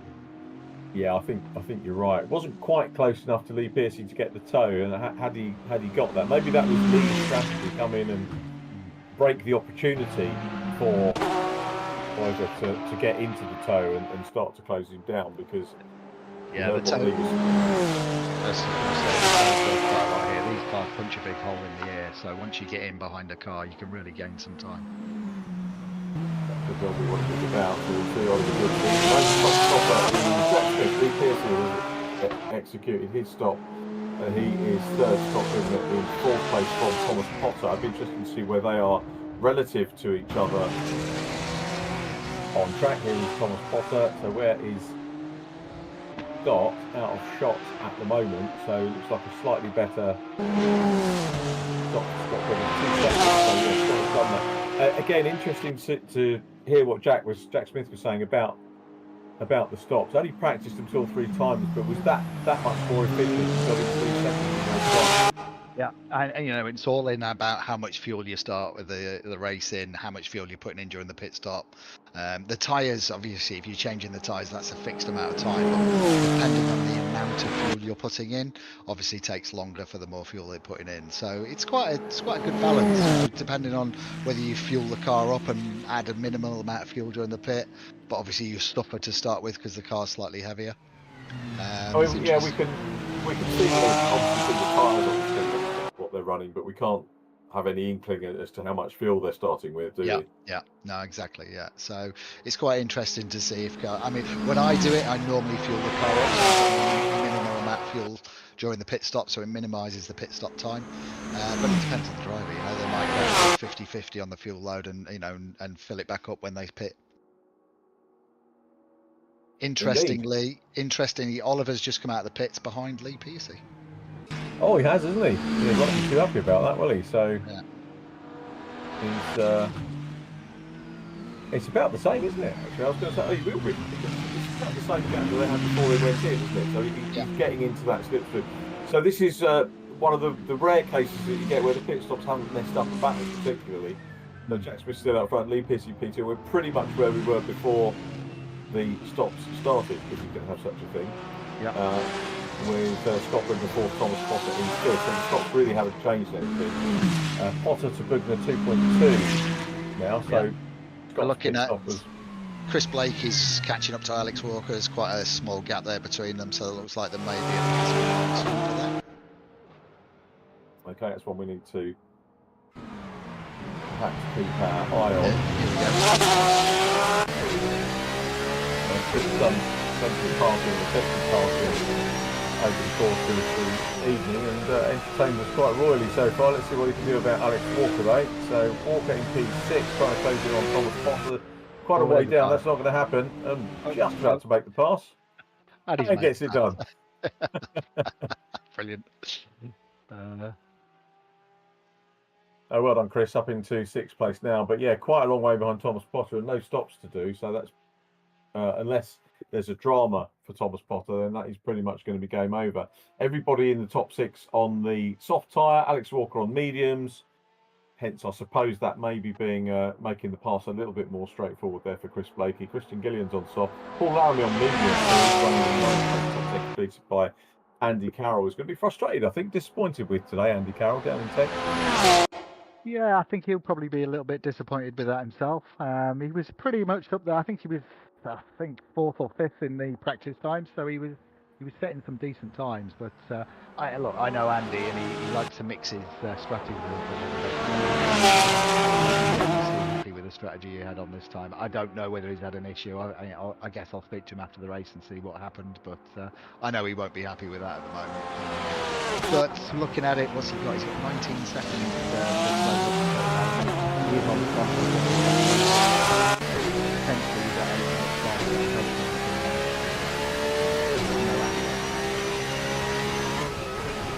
So do we think that Ferrari is the best car to have? Is the sort of perennial top line Ferrari place? Is that Well, we did a significant amount of testing and we managed to across 3 different circuits managed to get within 3 of each other, 3.4. That's with a good driver. So they are all capable.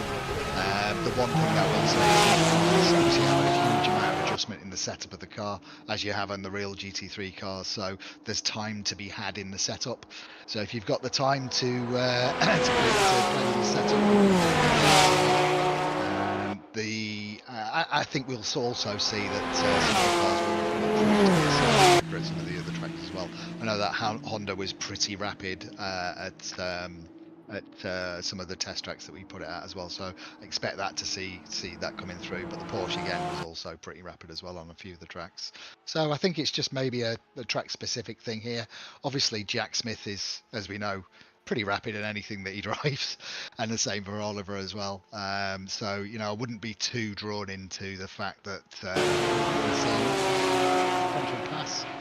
Yeah, I'll tell you what, I didn't think this was going to happen because there was a huge gap, wasn't there, between the pair of Thomas Potter's course, Scott Bugner, in back and forth position, and Scott, it looks like he's under a lot of pressure. He's under a lot of pressure. He'll be feeling it. Runs a little bit wide there. Thomas doesn't go for the dive down the inside at that point. Instead, to carry a little bit of momentum and harry Bugner. He probably feels he's got the time to do this, and again, looks at the outside there, cut back for him here, it's one of those places him on the outside run. This is super racing from Thomas, I think he's in a kart race here, rather than fully grown cars on the circuit. The curbs, and as I say, I'm delighted this battle's happening. Scott won't be delighted that the battle's happening, but how did that gap come down? I mean, Thomas has obviously made it. Maybe Scott's had a bit of an issue himself, not with that. Maybe so. I mean, his last lap was a second slower than Thomas. So yeah, it was quite a big gap to come down. 4 or 5 seconds, and Thomas has very much got the bit between his teeth now. And looking for a P4, he's having a go now, so he's got those in front, or has he? They're side by side. This is classic bit of racing that we've got going on here, and Scott Bugner trying to hang on to it, but Thomas's nose is in front. It's all going to be onto the next corner. Are they going to give each other room here? Scott Bugner gets a wee bit more momentum, and I think we'll have the line into the next corner. And Thomas Potter will try the outside run. They are hard on the brakes, cross the curbs goes. Yeah, good racing between the pair of them. Realised that anything stupid would have put one or both of them out. And Scott Bugner comes out of that with a length of about a lead of about 4 car lengths for that 4th position. And let's hope we see the resumption of battle over the next couple of laps. I think looking at that, when Thomas came out of the slipstream, he started to drop back. So that says to me that Thomas is quite a bit more rear wing than Scott is there. He was getting out of the slipstream, he pulled out and then started to drop back. So there's definitely a lot of downforce on that Porsche. There is, and he's having a good run. See if he can regroup. He'll go again and try and get up there with Scott Bugner. The gap from Jack Smith to Lee Piercy is 5 seconds. The gap has gone out to 1.7, 1.9 seconds. So bigger than it was when they emerged from the pit. So Lee Piercy, for the moment, has got his head down and consolidated T2 very well indeed here, ahead of Oliver Gibson. Gibson is 15 seconds ahead of this battle, so at the moment, unlikely to see a change in driving from those points and qualifying. But we may well see something different happen here for P4. Chris Blakey back in 6th place from Alex Walker, Peter Killian in 9th, in 8th for Randy 9th, and Andy Carroll in 10th from John Jones and Sam Walton. Yeah, I think Tom had a really good run out of that last corner, so it wouldn't be surprised me. I just wonder whether he can stay in the slipstream long enough to get some overspeed.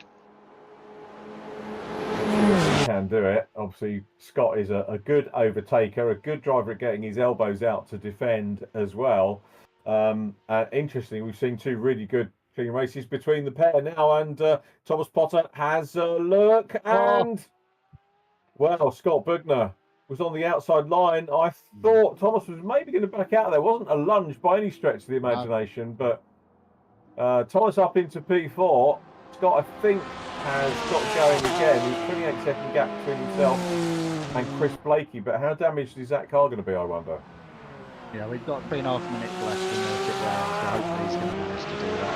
Interesting, just looking at Jackson's last lap, he's just got, actually, he's just set a purple sector on the 2 laps ago with tyres that are now, 15 odd minutes old, and he's just set a purple first sector. Yeah, the other variable when you talk about setup and cars and tracks and so on, so the other variable, of course, is something you mentioned at the start of the broadcast. So I'm not sure if Jack's on maximum balance, is he yet, or he's on maximum driver ranking ballast. So is he really? Yeah, so he's on 10 kilos. So we split our ballast between the overall performance over a number of races, which is a maximum of 10, which Jack is on. And then the championship ballast, which is a maximum of 30. So overall maximum 40 if you add the 2 together.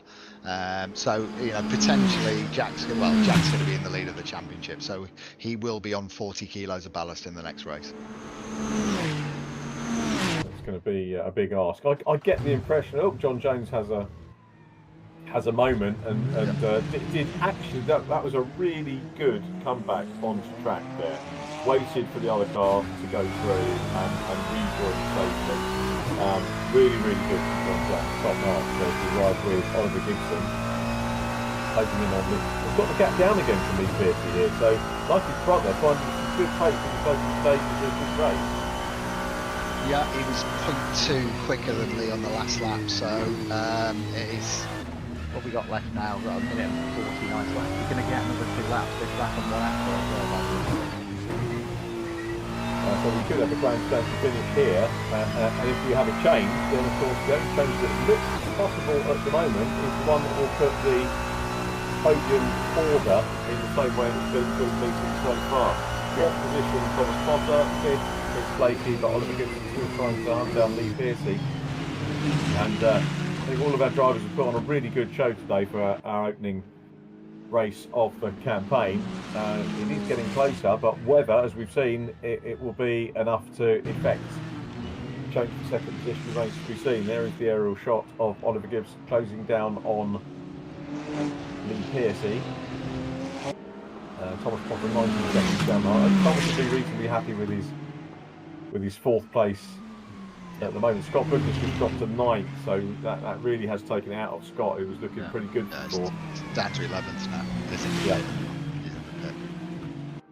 No, he must have had pretty bad damage to put that. Yeah, there is a drop. You can drop a round, but not the last round. That's the new. Yeah, that's correct. Yeah, we're running a 1-drop round, but you cannot drop round 8, just to make sure that we have a good showing in the last round. I think that's a great thing, and again, you know, if anyone moans about that, that's what a lot of clubs do now. VRRC do that. You've got to turn up, and you know, if you register for the championship and serious about it, then try and come and do the lot. It's a celebration in last round as well. Great to see everyone and see them off before the end of year dues or whatever. So I think it's a nice shout really to do that. So yeah, and as you say, you should make sure we get a good turnout as well through the whole of the campaign. Nope, that's actually Jack Smith the just checker. finished the race. Yeah, that's the checker. We missed it. Well, Jack Smith takes the win. Oliver Gibson has made it into P2, or has he? On the timing screen, he's showing his P2. Yeah, he is. Yeah, missed that. The timing tower showing Lee Piercy, but Oliver did actually make it through while I was looking on about the last round. But well done, Oliver and Jack. Lee Piercy also well done, takes third position. Thomas Potter gets an excellent fourth place from Chris Blakey and Alex Walker. Andy Carroll next up from Christian Gilliam up into James. John Jones in 9th from Paul Laramie. Scott Bugner, we think, was pitted towards the end after hitting the wall, which was a pity. Scott Bugner up. And then Catherine Potter, sadly, obviously, winding up out of the race earlier on. We'll have a chat with the same 3 drivers again. They've earned it though, to be fair, and that will come up after this short break.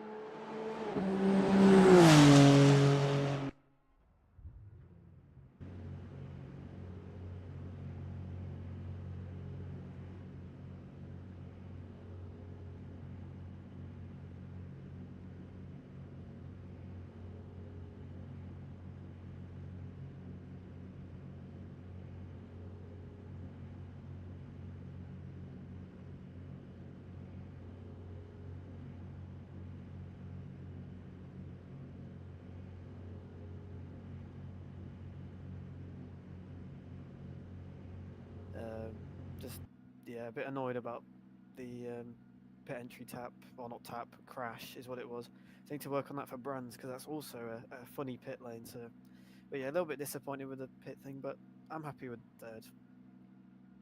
That's good. It was a good drive, and it was actually a fascinating race to watch between you and Lee. Before the pit stops, obviously, we kind of thought you were going to get into the tow and start to challenge him, and then you both decided to come in. But it resumed afterwards, and you closed in, and he got away. But yeah, it seemed like a good bit of cat and mouse between the pair of you, really. To be fair. Yeah, there was a few moments where I thought a battle might be on here, and then just never happened, unfortunately. But yeah, I mean, maybe next week because Brands will be. That's going to be a fun one in these because it's quite a tight track, and these are relatively big. So we'll see how that goes. But yeah, it's a shame I didn't really battle anyone today. But as an opening round, I'm pretty happy. Just nice and It's clean. done, isn't it? It's in the Yeah. bank. It's done. The points are there. And I was going to actually ask if I couldn't find too much on Vegas in the VRRC record. So is it somewhere you've raced before? I don't think we've raced here. We definitely did like a time attack thing. Yeah. I can't remember what car it was, but we definitely did time attack round here. I don't think we've raced it, so a bit of a new experience for everyone. It's my first time racing it, but except for the F1 games. So Yeah. it's a little bit different and quite a bit harder as well. Yeah, it's an interesting one to watch for the first time. I'm not really. I can't say I sat down and watched the GPs in full when they've been here, but yeah, interesting. Brands Hatch GP would be a different kettle of fish. I think most people know that one. But anyway, a decent day, a decent evening for you, Oliver, with third in quali, third in race 1, second in race 2, so decent points. So very well done, and look forward to catching up with you next week as far as the broadcast goes, and I'll catch up with you in a fortnight. Yeah, sounds good. Cheers. Nice one, mate. Well, very well done, and very well done too to Lee Piercy, P2. So, did you fancy your chances of that at the start? To be fair, I didn't know how it was going to go, and it just the carnage on the first 3 corners. It just, Yeah. I think I just got lucky. The cars just went in the right direction. If you on the first right hander, if you actually go over the white line, it's like driving on ice. And Okay. one of the Porsches, I think it was Sam, was out there with me, and he just literally pirouetted in front of me. I was like, "Oh, please don't do that! Please don't do that!" So I was like, steady on the throttle, and then a couple more spun, and then Paul spun, and all of a sudden it was me and Jack. So I was quite pleased to be matching him for a little while. But he's super fast, Jack. It was impressive. A good race for myself, wasn't it, as well, with Oliver? And I know it probably wasn't necessarily all over your back, but you seemed to respond really well to the challenge that he mounted before the stops and afterwards. So I guess in the stop went to plan for you as well. Yeah, so I think I come in the same lap as Jack, and Ollie stayed out an extra lap. So I see him stay out, so I knew I got my pit stop a bit better this time. I was probably a little bit slow into the actual pit box because I didn't want to overrun it again. But actually, the pit stop was definitely better. And then I knew my outlap was going to have to be, real push. But these cars are really hard to drive on the cold tires. They take a good sort of 2 laps for the tires to actually kick in. So I didn't want to push too hard and hit the wall. But I knew Ollie was going to be on a real flyer on that last one. So I knew it was going to be close. But luckily, by the sounds of it, he made a little mistake on his pit stop. And then after that, it was just a case of watching the lap times, and every lap was like a qualifying lap. I don't think I've done 30 minutes that hard on the sim ever since I've had it, and you just know that any little mistake around there is going to cost you 2 or 3 seconds easy. So to push as fast as we was, I think we was exchanging fastest laps. I think it was only a tenth between all 3 of us, our fastest laps by the end of it. I think when I looked on the screen. So yeah, it was good, real good. Obviously, it wasn't close racing between us, but lap time wise, it was it was a good time trial. That's good. And the thing I haven't asked anybody, and Rich and myself were talking about during the race, was what was the fuel strategy for you? So it was literally half and half for the whole race. So okay, a few of us were discussing it, and I think the Ferrari must use a little bit more fuel than some of the other cars, because some of the chaps were saying less fuel. And I the first race I was like, I will go on the side of caution, and it only just made it. So right. I'm glad I did. So yeah, second race I just stayed with the same one. But Yeah, which is perfect. To be fair, the tyres were just going off right on the halfway line, so I don't think he didn't compromise any lap times on. He was able to do fast laps pretty much every lap. So yeah, it's spot on. Nice one. A good way to start the campaign, really. Yeah, very unusual for me. I normally way down the pecking order with the championship. After I normally do all right, but make silly mistakes. So I'm quite pleased that I didn't make any huge mistakes tonight. And I don't yeah, think a couple of good I results. think you're selling yourself a bit short. Again, I'm digging out some of the stats and like some of the recent stuff that we've not had broadcasts. You've been sticking in some decent results. So yeah, I think the others probably need to take note. Yeah, I think the single seater one we did that wasn't broadcast was a bit of back to my youth and my roots. It was back at not quite the Formula Ford days, but it was yeah. I enjoyed the single seaters. I think I was about the only one that did. No one else really liked them, but We have to get you out of the Formula Ford Festival now. yeah, yeah. I think We'll I'm a get bit you a too car. big. I Sort the don't think money I'm out. getting one anymore. Yeah, I'll put my hand in my pocket. Cheers, Rich. Rich was like, yeah, VRRC Formula Ford car. There we are. Yeah, why not? Let's do it. Lee Piercy, what a real pleasure to chat to you this evening. Well done, mate. Yeah, likewise. And Thank you. see you soon. See you soon. Cheers, bye. And our winner, and I might as well throw everything at him in the same go. Congratulations, Jack Smith, and you're our driver of the event as well. So driver of the day for Jack Smith, overall winner. Not a bad evening's work, really. Yeah, I mean, I'm still my jaw is still on the floor from that turn 1 and 2. The rest of it, I don't really know what happened, but we did. I think we went down the back straight and started laughing. I was just like, I couldn't believe what was happening. But yeah, yeah. I mean, there's not really much I can say about that last race. But yeah, it was yeah, no, it was a really good couple of races. We were really pushing. It might not have looked like it, but I am sweating at the minute. It was a slog trying to keep that gap, because any little mistake, you got to be really on it just to keep it out of the walls and to be doing fast times at the same time.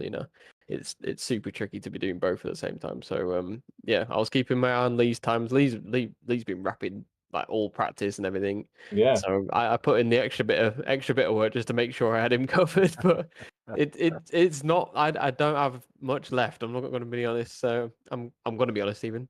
So yeah, I think Lee's going to be a force to be reckoned with for the championship, I reckon. Yeah, I've just said to him, I think he's selling himself a bit short. He's there on all the results that I've been looking at. I mean, physically, Jack. I mean, going on to this, where does this compare?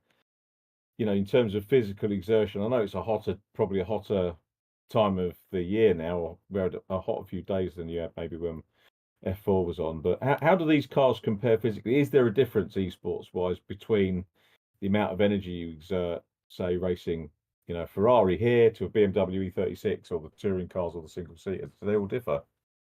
Yeah, there's always. I've had the opportunity to do both, luckily. So I've had that experience, and obviously you're a lot warmer in a real car, but you can also simulate that. You can also put the heater on and everything. You can simulate 45 degrees in a car or whatever, but most people don't tend to do that. So it's a little less physical. I have my force feedback whacked up, so I enjoy having a heavy steering wheel. So that's a little bit more force and stuff that you have to deal with. And yeah, when you're concentrating and you're really pushing, you really start to sweat, and it's mentally draining more than anything. You just have to always be thinking about it, and that's the same level from real life to the sim as well. You always have to be on it and thinking about what you're gonna do. Trying not to hit that wall, and everything. So it transfers quite well. The only thing you don't feel is the G-force and everything like that, and that is genuinely the only difference, I think. So yeah, it's. Although you're not moving, you're not really doing much. You're really pushing your body a little bit. So yeah, I'd just say, Jack, with regards to the difference between driving this GT3 car in the sim and maybe potentially driving a Formula 4 car in the sim, there's a lot more input required into the GT3 for constant corrections. Would that be fair? It depends really. Like obviously at a higher speed, I think the F4 car will be a bit more planted. Yeah. But yeah, the GT3's got so many driver aids, doesn't it? Whereas the F4, you don't got the TC. They don't even have ABS, I think. So there's a bit more in that aspect. But yeah, I'd probably I'd probably say the F4 is probably a little trickier to drive, just because it's like if it does snap, it's gonna go, you know. So, but yeah, the GT3 it's not easy to drive by any means. Like you can quite easily lose the rear and stuff, but you got a few things to save you. I like to have them turned down a little bit, just because it's a little bit annoying when they kick in and they slow you down a little bit. So it's a little bit annoying. But yeah, no, it's definitely a hard car to drive. There's no doubt about it. Yeah. Well, great evening's work from you. We can't really ask for anything more from you for next week because you took the pole position and 2 wins. So very well done, and driver of the round as well. So congratulations on that, Jack Smith, and we look forward to seeing you next week virtually at Brands Hatch. Are you off down the hop cavern now, or are they coming back with refreshment for you? I hope there's a beer waiting for me. I'm not gonna lie, but we'll have to see. We'll have to see. Sounds like a yeah, but we'll plan. see. Yeah, Yeah, nice one. Jack, well done, mate. Thanks for chatting to us this evening, and look forward to catching up with you in a couple of weeks.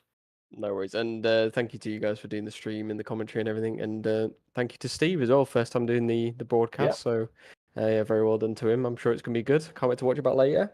And yeah, it's nice to be having a commentator like you, Richard, on the stream. So yeah, thank you. Bless you, mate. Thanks for that. It's nice to be here, and good to be amongst people that hopefully we'll get to see at the tracks over the course of the year as well. So for real, so Jack Smith, well done. Thank you very much for that. Championship positions wise, after drop scores, everybody is tying in first place because they will all drop the one round. But of course, if we threw that to one side, Jack Smith, championship leader with 39 points. Oliver Gibson and Lee Pearcey tied on 30. Thomas Potter fourth on the evening with 20 points. Then Andy Carroll and Scott Bugner 6 from Alex Walker. Chris Blakey and Paul Laramie tied in 8th place at the top 10, rounded off by Christian Gillian. That's your top 10. Next week is the debut of Scott Woodwiss. Wish Scott very well indeed, and I know he's going to love the fact that it's Brands Hatch GP, and he will be a very good guide for you through that event. So well done, and thank you to Steve for a cracking debut, I think. There is the view of Brands Hatch, which is where I was stuck all weekend in the sunshine, getting burned on my bald top all weekend, which was interesting. It was a good weekend down there, and I'm sure next week is going to be good as well. Thanks to Rich Hayden for helping me out on the co-coms as well. Rich, look forward to. I'll see you again in a fortnight, but I probably will be watching next week, mate. Brilliant. Thank you very much, sir. And okay, everyone, thanks as ever for watching. As I always say, be nice to each other, and we'll see you on VRRC next week. Bye for now.